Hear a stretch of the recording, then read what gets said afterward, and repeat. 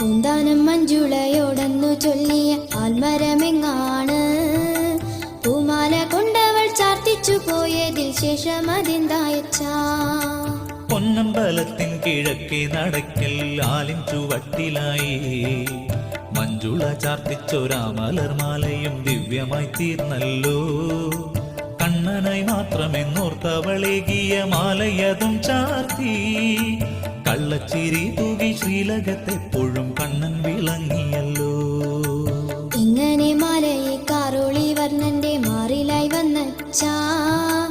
എന്തെന്തൊരത്ഭുതമാണിതു കേട്ടാലും ഒട്ടും മതി വരില്ല പിന്നെ പുലർകാല പൂജയ്ക്കു ക്ഷേത്രവാതിൽ തുറന്നപ്പോൾ ബിംബത്തിലുള്ളൊരലങ്കാരമൊക്കെയും പൂജകൻ മാറ്റുമ്പോൾ